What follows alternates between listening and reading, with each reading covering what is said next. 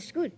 Oh, well, Mr. Wall. Kevin? Yeah, 5 minutes? Thank you, Madam Chair. I'm going to go back to the Saskatchewan Weekly Newspapers Association. If you don't mind, you represent 56 members. You do know on C-18 you need 2 full-time employees in the newsroom, not at arm's length of the owners or the publishers.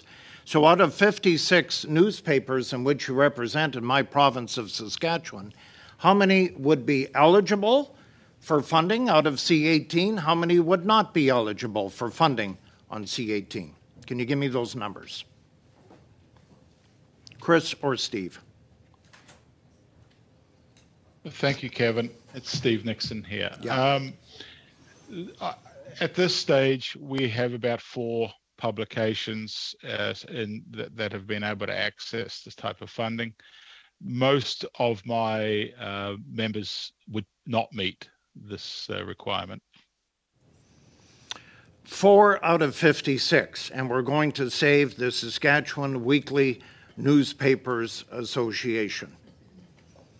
So if there's no amendments made to C-18, despite what our friend from the NDP has said here at committee, this really does no good whatsoever to the weekly newspapers in Lanigan, in Lloydminster, in Langenburg, and others. I've looked at your page. You know, I asked a question last week on the Moosomin World Spectator. How much money would they get if this bill passes? Nobody has been able to tell me what that newspaper is eligible for. Steve, could you tell me if Moosomin World Spectator today would receive any money if this bill, C-18, passes through the House? They may. It's indeterminate. They are skeptical that they would actually be beneficial to them at all.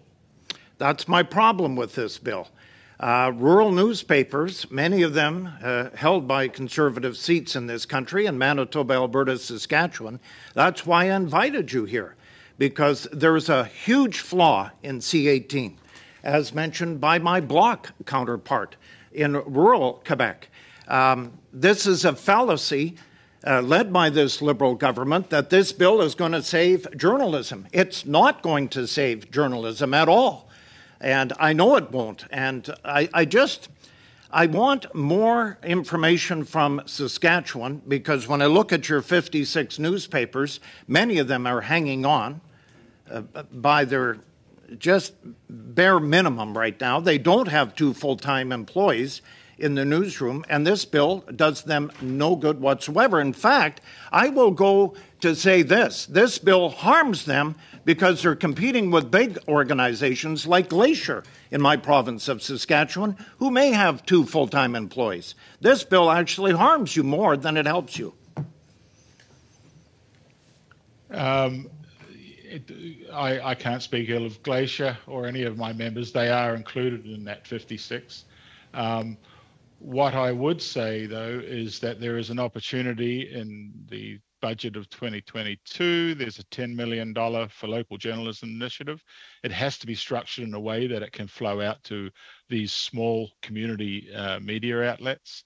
And there's also in the budget a $40 million in new funding over the next 3 years through the Canadian Periodical Fund.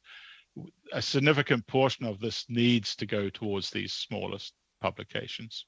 Thank you for mentioning the $40 million, but we don't know where it's going to go.